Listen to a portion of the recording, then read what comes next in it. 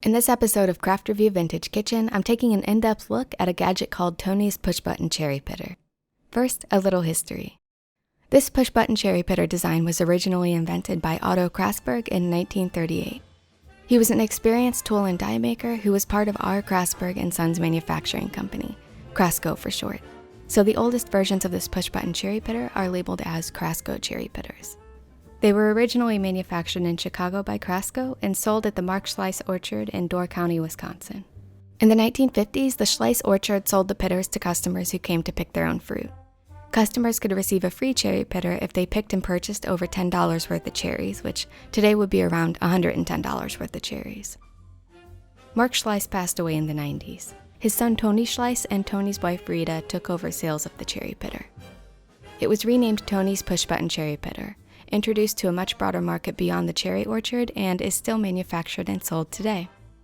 The pitters are still completely made in the United States. The manufacturing process has become a bit more complex, to say the least. Seemingly every piece comes from a different manufacturer in a different state, everything from the metal spring to the display card. The cherry pitter itself is stainless steel, and the ring is plated steel. The base of the pitter is essentially a canning lid with a little seat for the cherry, which has a hole for the pit to come through. There's a replaceable rubber strip underneath the hole, which allows the pit to come through but fully detaches it from the cherry. Without the rubber strip, the cherry pit becomes a hanging chad. On the top of the lid is an arm that holds the plunger contraption. The pitter doesn't come with a jar, but that's because it can be attached to any regular mouth mason jar. The cherry goes here, and when the button is pressed, a spring-action plunger shoots the pit through to the jar.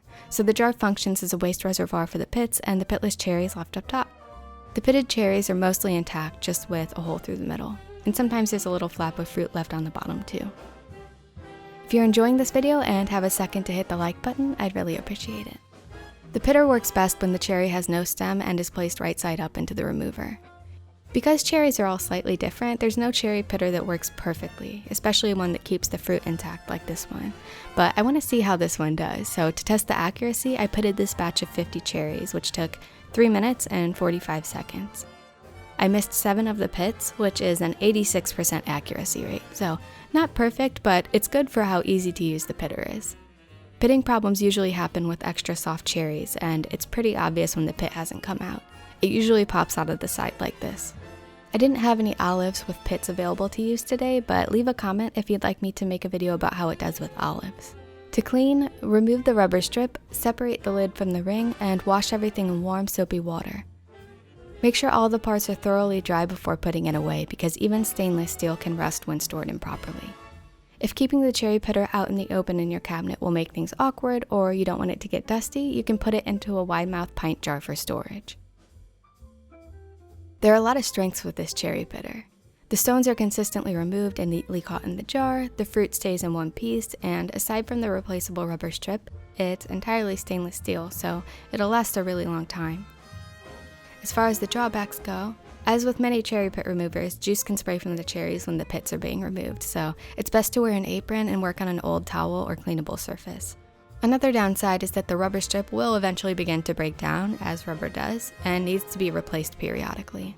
My main concern would be if the rubber pieces became unavailable in the future, although they've been in production for well over 50 years already, so I guess it's not too much of a worry. I'm not usually one for single-purpose kitchen items, but I can see why this vintage gadget is still in production. This video isn't sponsored, but I put affiliate links in the description in case you'd like to get one of the cherry pitters or a replaceable rubber strip. Next time on Craft Revue Vintage Kitchen, I'll be checking out a vintage rotary food processor, so be sure to subscribe and hit the bell icon to get notified when that video goes up. What kitchen gadgets would you like to see featured here? Let me know in the comments below. Thank you for watching. Bye.